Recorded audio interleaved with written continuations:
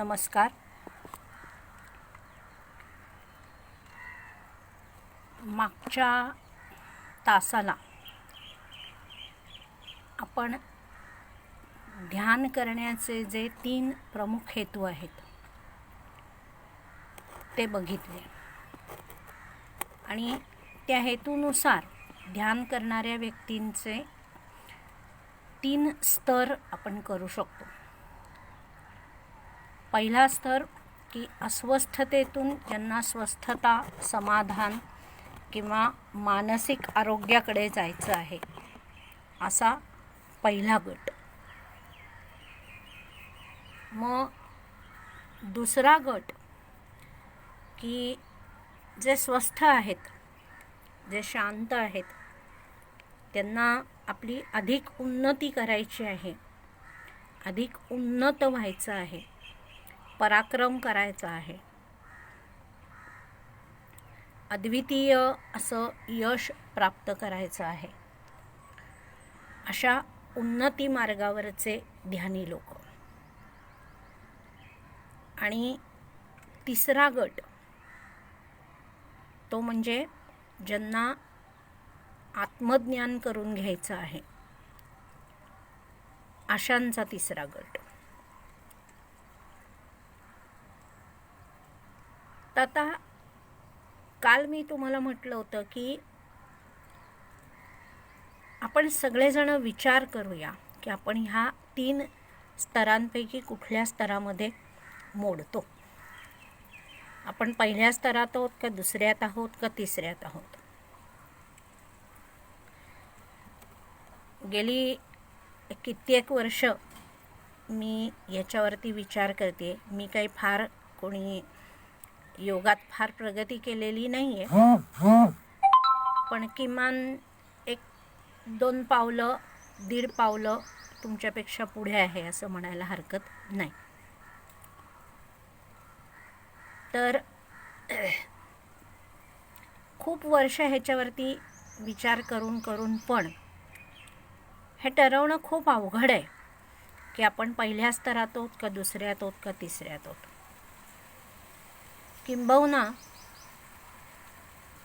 सगळेच जण हे कमी जास्त प्रमाणामध्ये मनाच्या स्तरावरती ह्या 3ही स्तरांमध्ये खालीवर करत असतात. म्हणजे असं की कधीकधी आपण मानसिकदृष्ट्या खूप स्वस्थ असतो, खूप चांगली एकाग्रता करू शकतो, आपल्या यशाचं चिंतन करू शकतो, त्याच्यावर आपण काम करू शकतो.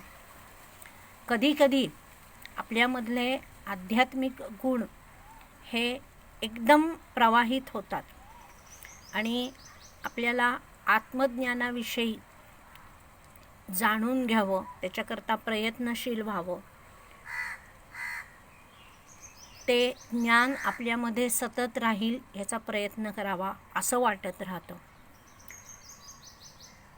तर कधीकधी आपण अगदी इतक्या खालच्या पातळीला जाऊन पोचतो की भयंकर अस्वस्थता असते, खूप मत्सर असतो.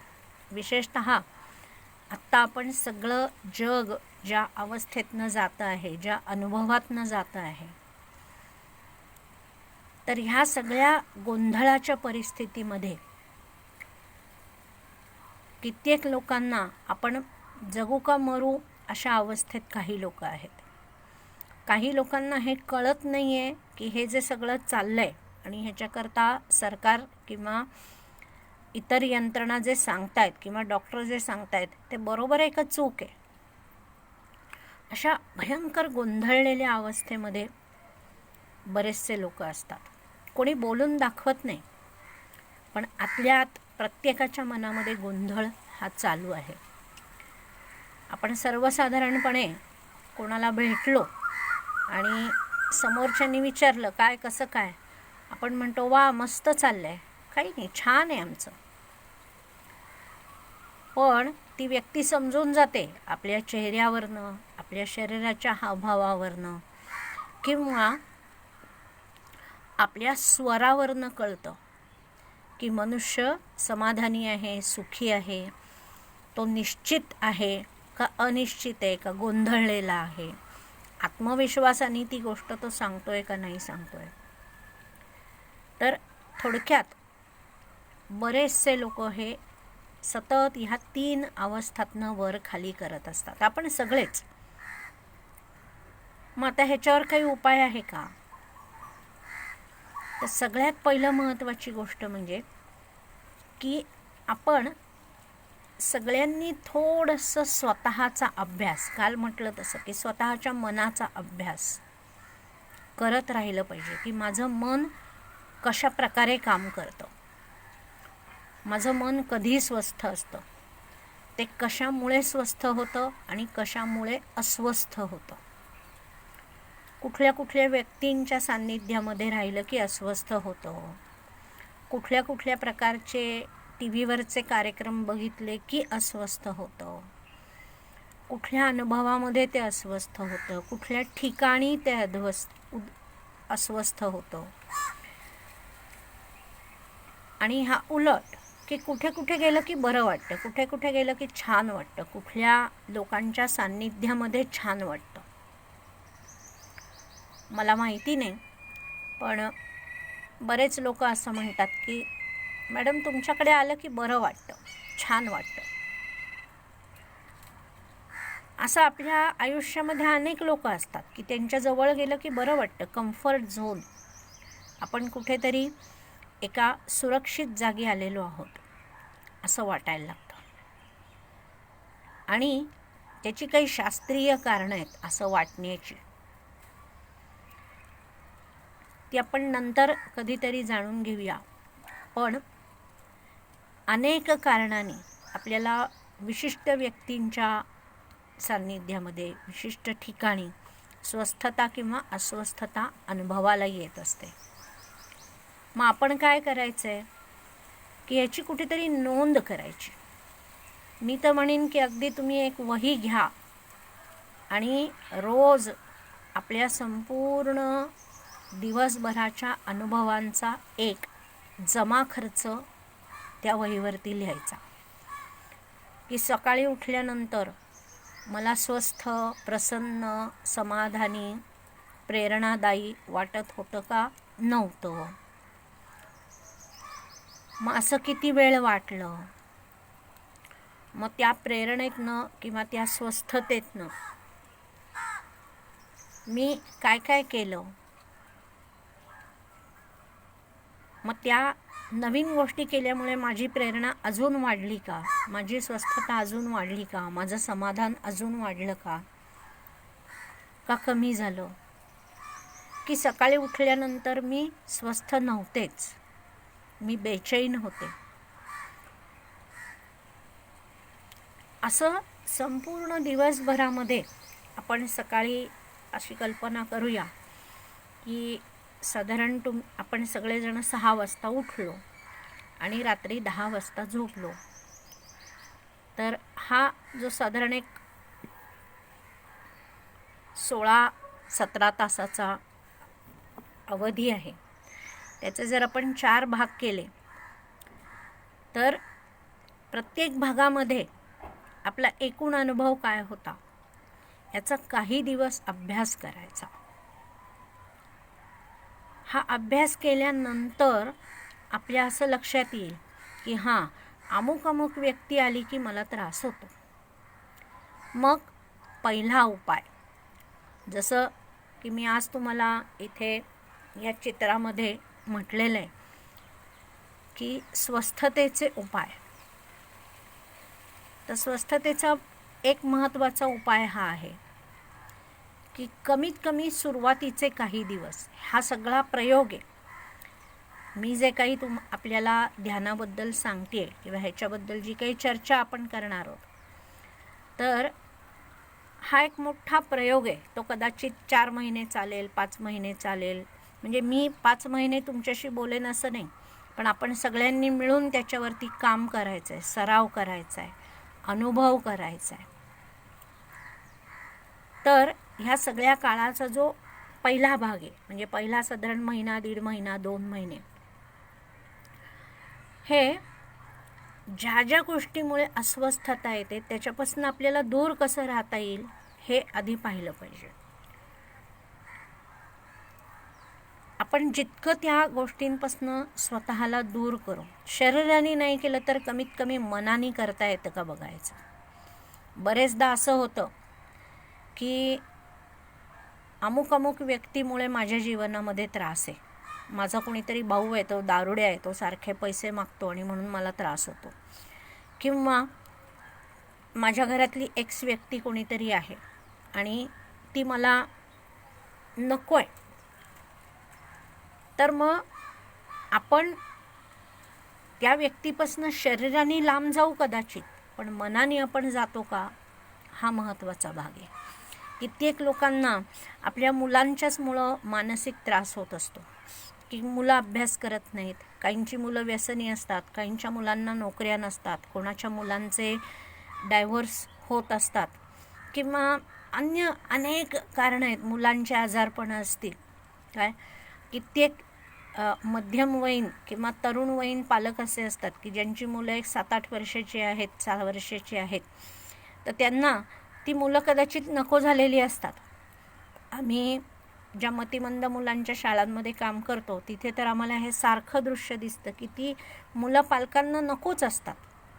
म्हणजे मला सासू नको, दीर नको, आत्या नको, हे झालं, शत्रू नको, पण पोटची मुलंसुद्धा नको, अशी अनेकदा आपल्या मनाची अवस्था होते. आणि हे सत्य आधी आपण हे स्वीकारलं पाहिजे की खुद्द माझ्याच मुलीचा किंवा माझ्याच मुलाचा मला हेवा वाटतो.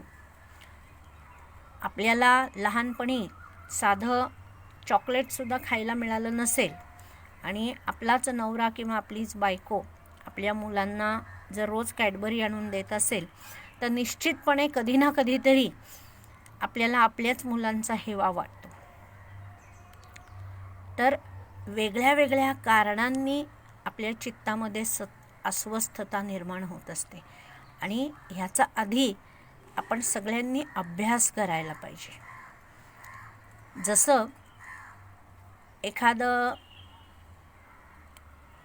कागदपत्र किंवा एखादी फाईल किंवा एखादी किल्ली किंवा एखादं बँकेचं कार्ड आपल्याला सापडत नाही आणि मग ते आपण सारखं दिवसातनं मधनं ह्या कप्प्यात हात घालून बघ, त्या ड्रॉवरमध्ये हात घालून बघ, मग एकदा कपडे वर खाली करून बघ, मग कुठे इकडे बघ, चाललेलं असतं. आपले रोजचे व्यवहार चाललेले असतात, पण मधून आपण ती गोष्ट शोधत असतो. तसं आपले रोजचे व्यवहार चालू ठेवायचे. आपल्याला ज्यांना चांगल्या प्रकारे ध्यान करायचं आहे, कुठल्याही स्तराकरता, म्हणजे पहिल्या स्तराकरता असेल, दुसऱ्या स्तराकरता असेल किंवा तिसऱ्या स्तराकरता असेल, तर आपण सगळ्यांनी हे लक्षात ठेवलं पाहिजे की नुसतं 15 मिनटं डोळे मिटून बसलो की ध्यानावस्थेला आपण पोचू असं नाही. तर 24 तास आपण त्याला अनुलक्षून सतत आपल्या मनाचा अभ्यास करणं, आपल्या मनात येणाऱ्या विचारांवरती काही समाधानाचे उपाय शोधून काढणं किंवा त्याच्या स्वस्थतेकरता संगीत ऐकणं किंवा खेळ खेळणं, अशा वेगळ्या वेगळ्या गोष्टी आपण करायला हव्या. आणि हे सगळं जेव्हा आपण हळूहळू करत राहू तेव्हाच आपल्याला शांत बसून क्रमाक्रमाने ध्यानावस्थेकडे जाता येईल. नाही तर मग मराठीत म्हणतात तसं, काय बसलंय ध्यान, म्हणजे आपण डोळे मिटून बसलोय पण मन आपलं भराऱ्या मारतंय, मन आपलं कुठेही एकाग्र नाही आहे, मन आपलं जुनंच दळण दळतंय, तेच दळण. आत्यानी काहीतरी म्हटलं, नंडेनी काहीतरी म्हटलं, काकानी काहीतरी म्हटलं, बॉसनी काहीतरी म्हटलं, मला दुःख आहे, मला त्रास आहे, मला हे आहे, माझा याने अपमान केला, माझं हे यम तम तम तम तम, सारखं आपलं तेच दळण चालू आहे. खूप लोक असा प्रयत्न करतात की आम्ही ना सकाळी बरोबर 5ला उठतो आणि बसतो. 1 तास आम्ही बैठक करतो. त्यातले जवळजवळ 50 ते 70% लोक खोटं बोलतात. याचं कारण की असं जर का 1 तास जी माणसं बसतील आणि खऱ्या अर्थाने ते ध्यानाच्या अवस्थेला जात असतील तर त्यांचं सगळं वागणं बोलणंच बदलून जातं. मग त्यांच्यामधला सगळा व्यवहार बदलून जातो आणि ह्या बदलाची चिन्ह लगेच लक्षात येतात की ती माणसं कशी आहेत. तर अशा लोकांच्या विषयी आपण फार चर्चा करणं इथे अपेक्षित नाही आहे, पण आपण सावधानता बाळगायची की खरंच माझं मन एकाग्र होतं का, मी एकाच विषयाशी मला जोडून ठेवता येतं का. बरेचदा आपण कोणाकोणाच्या ध्यानाच्या प्रक्रिया ऐकतो किंवा तसे प्रयत्न करतो आणि मग काही वेळेला काय होतं की अगदी एक 10 सेकंद 15 सेकंदापुरतं आपलं मन खूप एकाग्र होतं. आपल्या चित्तामध्ये चालणाऱ्या वृत्ती ज्या आहेत त्या वृत्ती शांत होतात आणि कुठेतरी आपण ह्या स्थूल देहाच्या अनुभवाच्या पुढे सूक्ष्म देहाच्या अनुभवामध्ये किंचित बारीकसं अगदी छोटंसं डोकवून येतो. आणि हे जेव्हा आपण डोकवत असतो तेव्हा बरेचदा आपल्याला कुठले रंग दिसतात, कसले आवाज येतात, काही लोकांना सुगंध येतो. ही जी 5 ज्ञानेंद्रिय आहेत त्या 5 ज्ञानेंद्रियांच्या संबंधामध्ये काही बारीक अनुभव येतात आणि मग लोकांना असं वाटतं अरे आपल्याला ध्यान जमलं. तर हे सगळं खूप खूप खूप दुय्यम आहे. म्हणजे जसं की आपण कुठेतरी एअरपोर्टवरती निघालो आणि जाता जाता आम्हाला तिथे अमुक कोणाचं तरी चित्र दिसलं, तर ते चित्र बघणं हे अपेक्षित होतं का. चित्र बघण्याकरता आपण एअरपोर्टवर गेलेलो असतो का. नाही, आपण एअरपोर्टवर जातो प्रवासाकरता, पण तिथे ते चित्र असतं. तसं हे काहीतरी जाता जाता दिसणारे अनुभव आहेत, त्याच्यात अडकून पडायचं नाही. असो, थोडक्यात काय, आपण अस्वस्थतेची चर्चा करत होतो. अनेक वेळेला अशी अस्वस्थता येते, तर त्याच्यावरचा सगळ्यात महत्त्वाचा उपाय म्हणजे चिंतन. जसं मगाशी म्हटलं तसं की दिवसातनं आपल्या संपूर्ण दिवसभराचे तुम्ही काही छोटे छोटे वेळाचे विभाग करा. म्हणजे आपण जर ऑफिसला 9 वाजता जात असू तर सकाळी उठल्यापासून 9 वाजेपर्यंतचा एक वेळ, मग तिथून ऑफिसमध्ये पोचेपर्यंतचा एक वेळ, मग ऑफिसमधनं पोचल्यापासून मधल्या सुट्टीतला डबा खायच्या वेळेच्या पर्यंतचा एक वेळ, मग तिथून परत ऑफिस संपेपर्यंतचा एक वेळ, मग तिथून घरी येईपर्यंतचा प्रवास, मग घरी आल्यापासून रात्री झोपेपर्यंतचा प्रवास काय. आणि किंबहुना काही वेळेला रात्री झोपेत स्वप्न पडली किंवा झोप लागली नाही तर मी म्हणेन तेही आपण आपल्या मनाचं निरीक्षण केलं पाहिजे. इतका जेव्हा आपण आपल्या मनाचा अभ्यास करू, त्याच्यावरती चिंतन करू. चिंतन म्हणजे काय, तर उलट आणि सुलट अशा दोन्ही पद्धतीने, किंवा अगदी अचूकपणे सांगायचं तर एखाद्या गोष्टीकडे त्रयस्थ बुद्धीने पाहायची सवय करून घेणं म्हणजे चिंतन आहे. त्रयस्थ म्हणजे काय, तर उदाहरणार्थ तुमच्या मुलाला कमी मार्क पडतात आणि म्हणून तुम्ही खूप चिंतेमध्ये आहात की याचं काय होणार.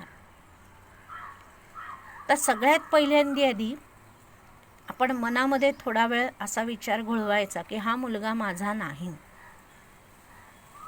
हा कोणी तिसऱ्याचाच मुलगा आहे. जसं तुमच्या एखाद्या मैत्रिणीचा किंवा मित्राचा किंवा भावाचा बहिणीचा मुलगाला मार्क कमी असतील तर आपण त्यांना काय सांगतो, अगं होईल गं, तो थोडा मोठा झाला की मार्क मिळतील त्याला चांगले.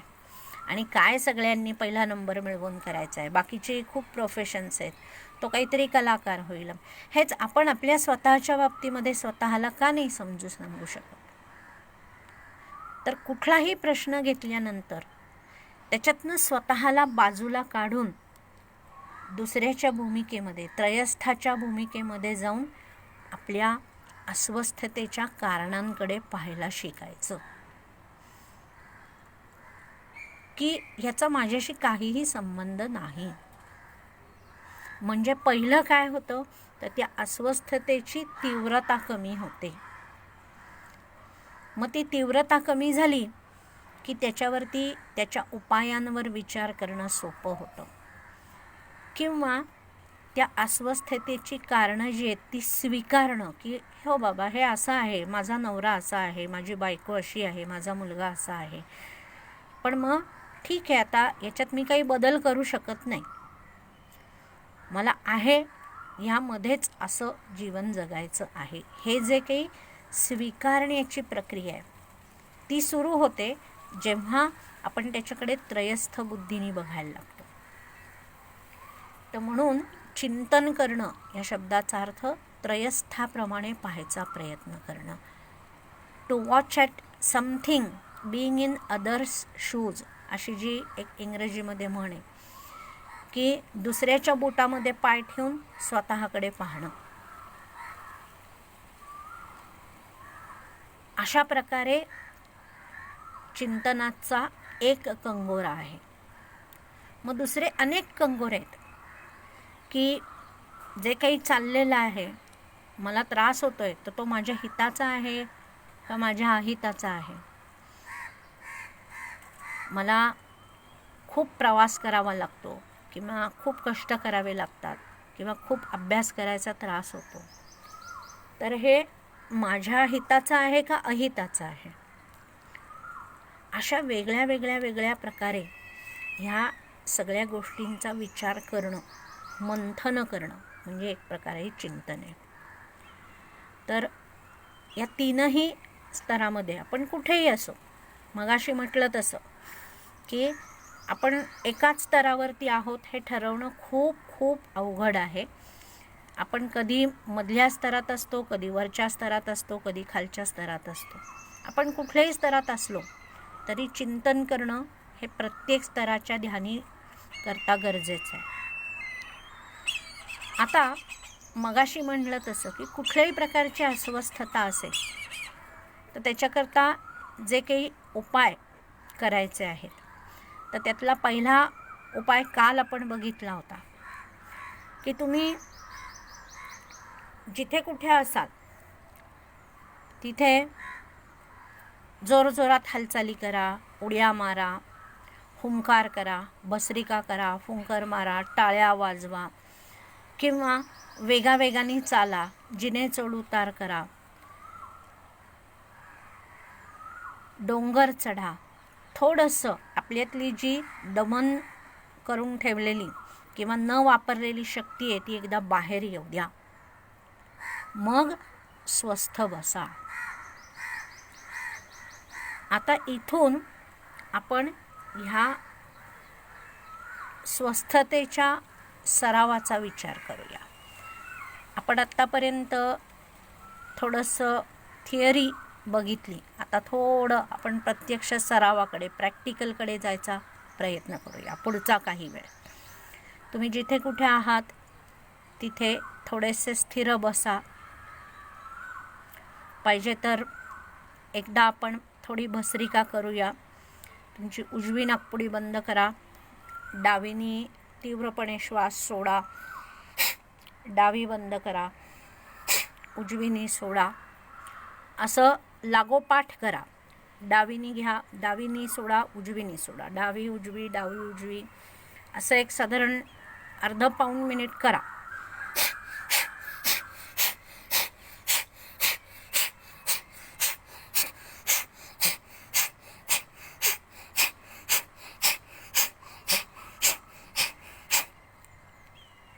करत राहा.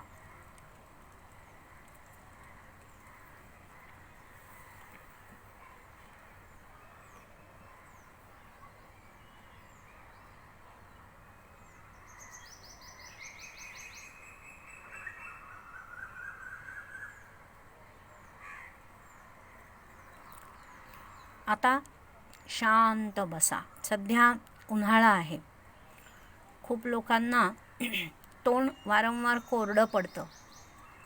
कित्येक लोकांना तोंड कोरडं पडलं की खोकला येतो आणि आजकाल उगीचच वेडीवाकड्या शंका यायला लागतात कोरडा खोकला आला की. तर त्याच्यावरती एक उपाय आहे, काकी मुद्रा करायची. म्हणजे स्वस्थ बसा, डोळे मिटा आणि हल्ली तरुण मुली करतात तसं ते सेल्फी पाऊट, म्हणजे आपल्या ओठाचा बोकडासारखा चंबू करायचा. बोकडाचे ओठ कसे समोर पुढे ताणलेले असतात, तसे आपले दोन्ही ओठ ताणायचे आणि त्याच्यामध्ये एक छोटंसं छिद्र होईल. त्या छिद्रावाटे आपोआप हवा आतमध्ये येईल आणि बाहेर जाईल. आपण एकाच वेळे नाकानी आणि तोंडानी विभागून हवा आतमध्ये घेतोय आणि ती विभागून बाहेर जाते. कुठल्याही प्रकारे हवा आतमध्ये ओढू नका, ढकलू नका. सहज ही क्रिया होऊ द्या. प्रयत्नाविना हवा आत येऊ दे, बाहेर जाऊ दे. हळूहळू लाळ सुटायला लागेल. तोंडामध्ये गारवा निर्माण होईल.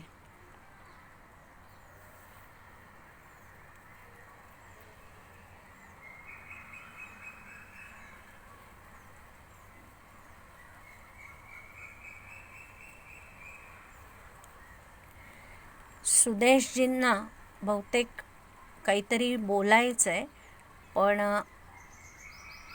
हा संवाद किंवा ही चर्चा संपल्यानंतर मी त्यांच्याशी बोलीन.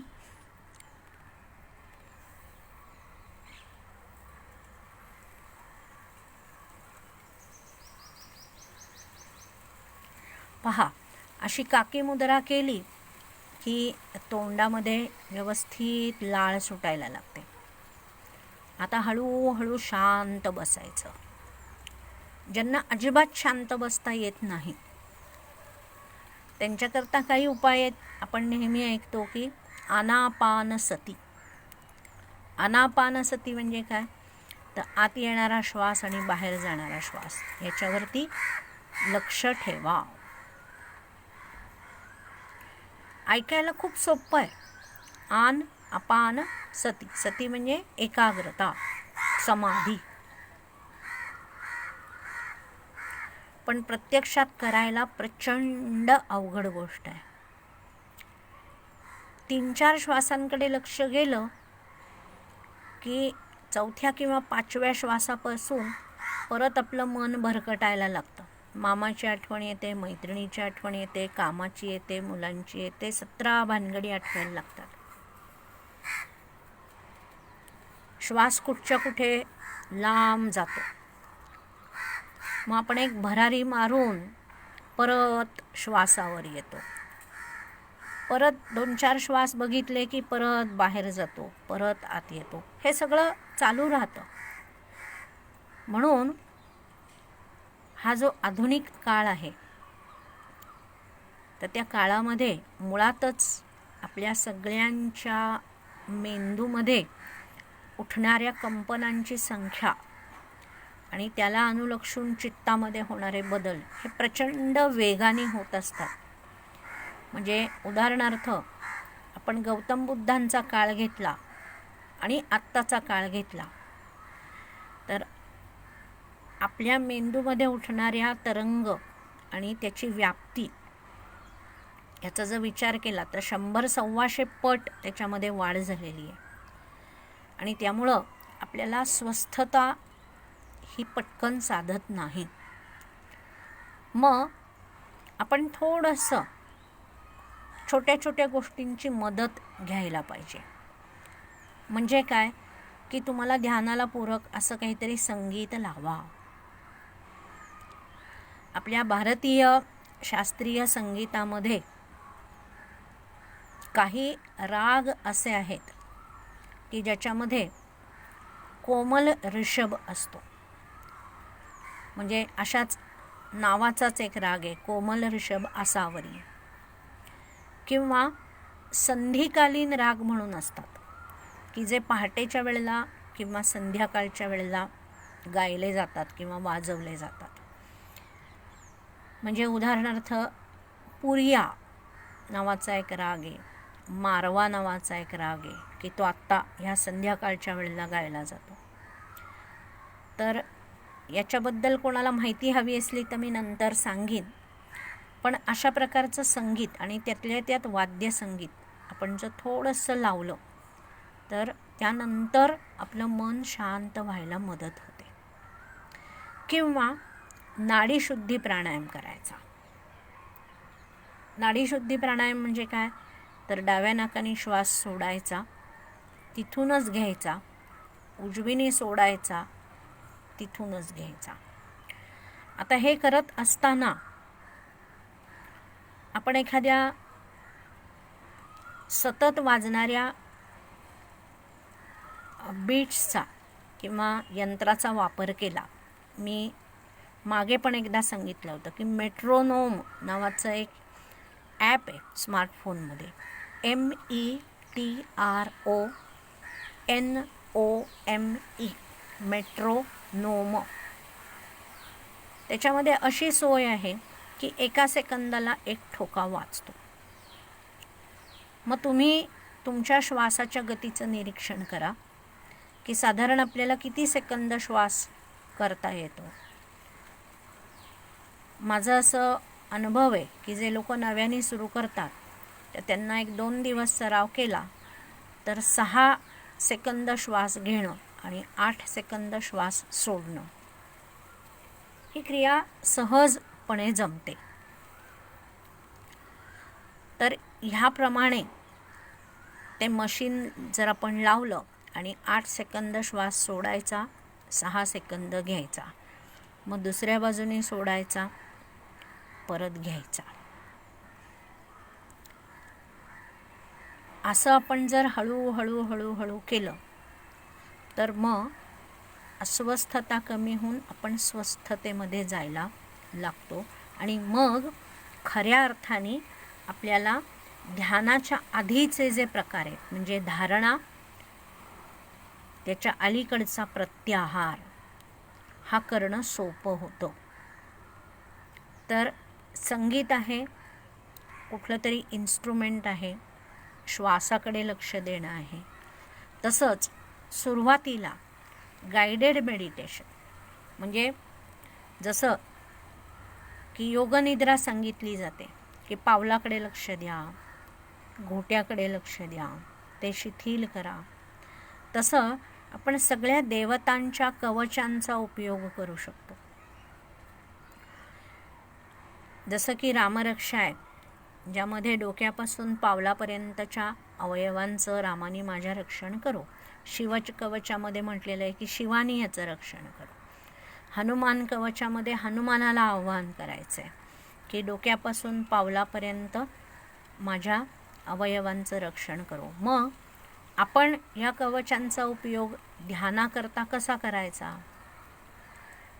तर जो जो श्लोक आपण सुरू करू तिथं तिथं तुम्ही श्वास सोडा आणि घ्या. असं क्रमाक्रमाने डोक्यापासनं पावलापर्यंत आपण क्रमाक्रमाने गेलो की मध्ये सहसा विचार येणार नाही. सहसा आपण आपल्या एकाग्रतेचा विषय सोडून बाहेर जाणार नाही, भरकटणार नाही. आणि असं जेव्हा व्हायला लागेल तेव्हा एक प्रकारे जसं बालवाडीमध्ये आपले पालक आपल्याला सोडतात किंवा आपण आपल्या मुलांना सोडतो आणि मग लोक विचारतात की काय हो आता त्याचं रडणं बिडणं थांबलं का नाही.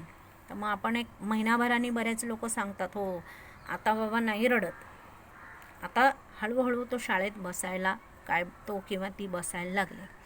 तसं जेव्हा आपल्याला हे जमेल की डोक्यापासनं पावलापर्यंत आम्ही श्वासाकडे लक्ष देत होतो आणि छान मध्ये कुठलाही मानसिक अडथळा न येता आम्ही पावलापर्यंत पोचलो,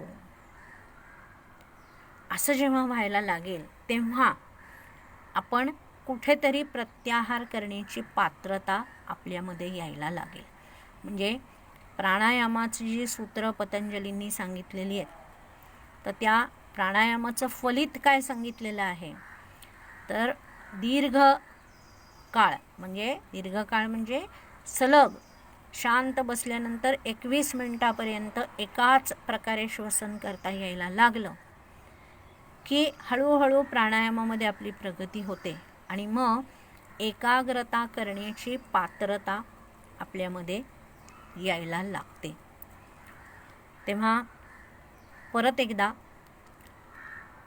पुढची 7 मिनटं किंवा ज्यांना शक्य आहे तर त्यांनी 10 मिनटं शांत बसा. जमलं तर बारीकसं काहीतरी संगीत लावा, नाही तर आज हा प्रयोग करून बघा की डोक्यापासनं पावलापर्यंत तुम्हाला ज्या ज्या बारीक बारीक अवयवांचा विचार करता येतो तिथे तिथे पोचायचं आणि जणू आपण त्या अवयवाने श्वास सोडतो आहोत आणि घेतो आहोत असं चिंतन करायचं. श्वास सोडण्याची क्रिया संथ होऊ द्या, श्वास घेण्याची पण क्रिया संथ होऊ द्या.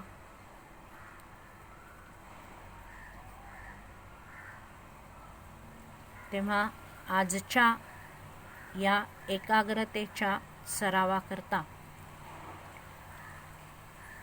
आपणा सर्वांना शुभेच्छा.